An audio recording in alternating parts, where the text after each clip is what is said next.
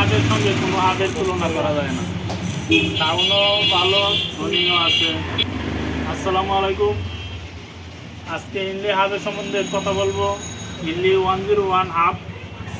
অনেকে বলে ইনলি হাব ভালো না, ইনলি হাব অনেক ভালো। এটা বুঝতে হবে কেন নষ্ট হয়ে যায়।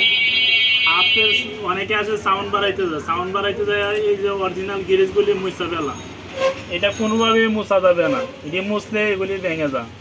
আর এই গিরিজটা যদি না মুছে কোনো সময় এই দাঁতগুলি ভাঙবে না। অনেকে সাউন্ড বাড়াইতে গেলে গিরিজ মুছতে হয়। গিরিজ যদি না থাকে এই দাঁতগুলি ভেঙে দেবে। আস্তে আস্তে সাউন্ড বাড়বে, গিরিজ শুকাবে আর সাউন্ড বাড়বে। হঠাৎ একবারে গিরিজ মুছা দিলে হাব নষ্ট হয়ে যাবে।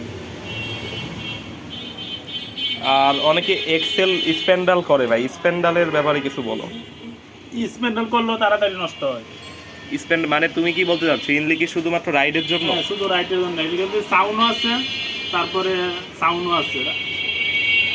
আচ্ছা, ইনলি হাবের ক্ষেত্রে অনেকে রোলিং নিয়ে অনেক কথা বলে যে এটার নাকি রোলিং ভালো না, তো রোলিং এর ব্যাপারে কি বলবো? রোলিং অনেক ভালো, অন্য হাব থেকে রোলিং ভালো। সাউন্ড একটু কম হলে রোলিং ভালো। আচ্ছা, তো বর্তমানে ইনলি হাবের প্রাইস কত যাচ্ছে বাজারে? 5,000 টাকা। আর এটা তো কালার ভ্যারিয়েন্টে প্রাইস আছে। কালার রিঙ্গু কালারেরটা একটু দাম বেশি, 200-300 টাকা বেশি। আর সবগুলো একই রেট।